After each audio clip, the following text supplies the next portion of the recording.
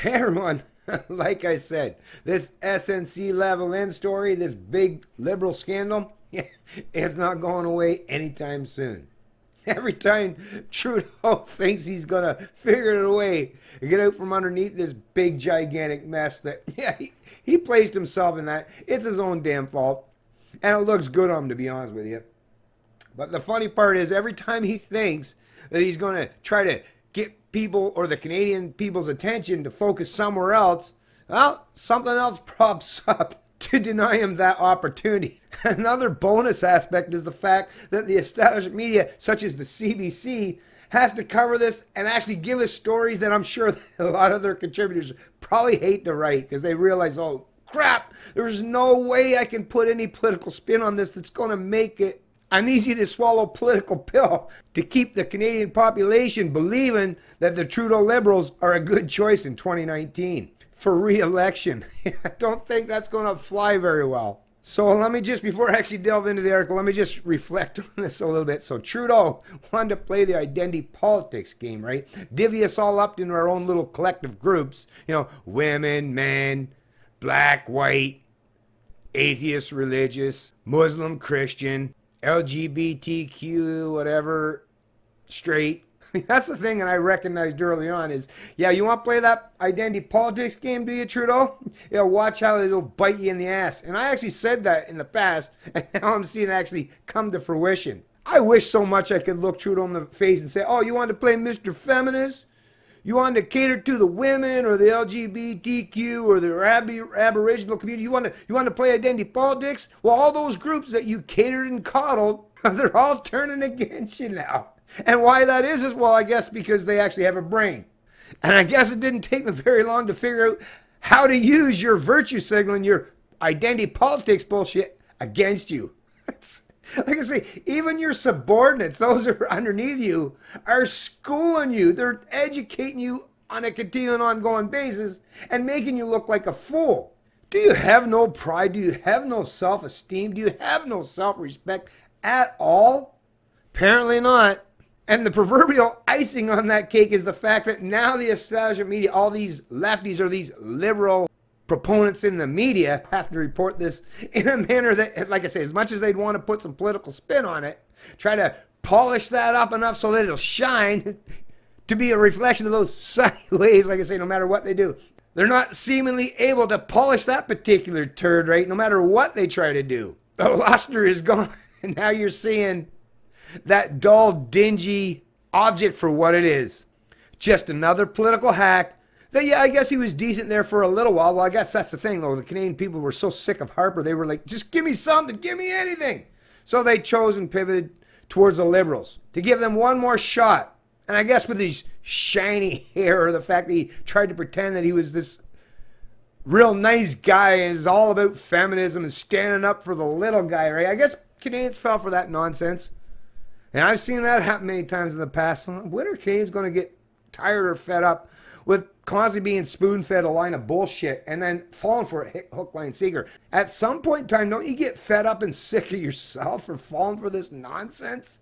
And if not, what in the hell is wrong with you? And while Justin Trudeau was out there trying to pump up that, oh, you're just trying to defend the jobs of these SNC Lavalin employees, although in reality, based on Jody Wilson's testimony, we know it was his own job that he was really concerned with, not necessarily these construction jobs. Hey, that's another thing. These are construction jobs, Trudeau. Wouldn't you want to put some gender narrative or lens on that before these evil construction workers go out there and fraternize with the public? It's like I say, this guy, his narrative gets knocked down, destroyed so much. I don't know how he still continues to put on a straight face and march on. I guess that's about the only thing I can say at this point in time. At least I guess he's convicted in his feminist ideology, no matter how much it works against him.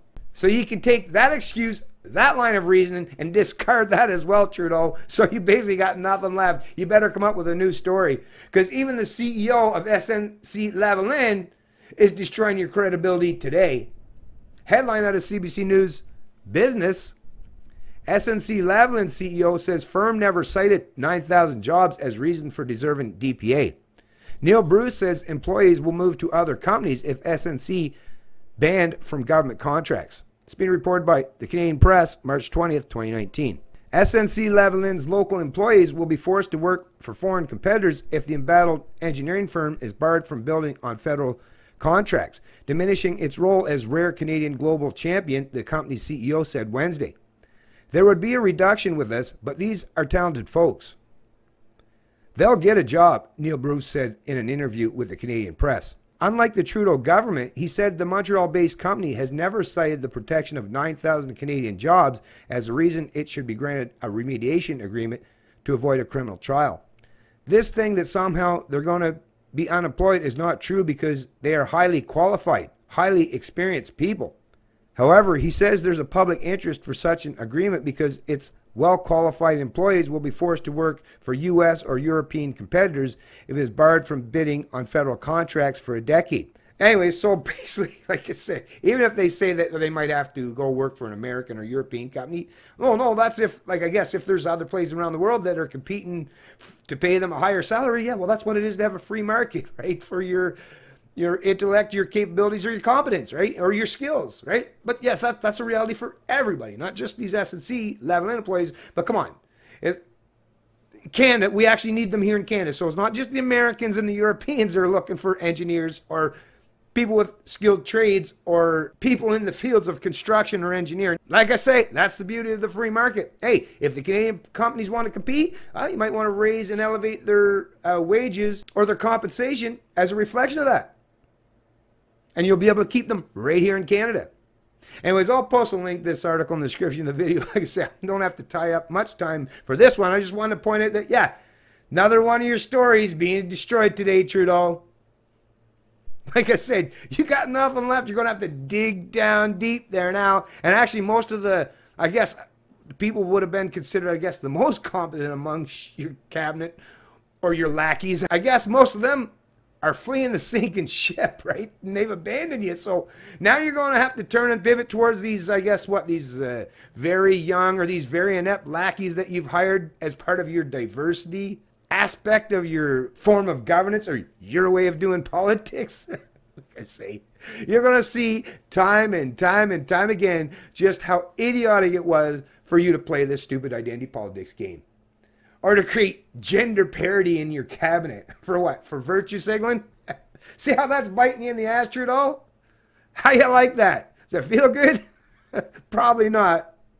But it's not done yet. Like I say, if I were you, I'd get the hell out of politics, go back to living your very entitled lifestyle, and leave dealing with social and economic policy to the big boys. Or should I say, to the big boys and girls. Because, yeah, I'm all about, promoting and defending both men and women as far as competence. But yeah, it's got to be all done based and measured on actual competence, not what they have between their legs or what color their skin is. How's that for an ironic and shocking revelation? A libertarian holds positions that seem to be much more progressive than Mr. Feminist SJW Justin Trudeau. Of course, something like that's not really too difficult to understand if you actually think about it critically, because a libertarian promotes and adheres to all fundamental aspects and principles and ethics in regard to individual liberty. So socially, economically, or personally. You don't have to pick one or the other. You can have your social and economic freedoms both and combined. All you have to do is adopt a libertarian philosophy and have a live, let live mentality. It's Canadian Libertarian, and I love liberty.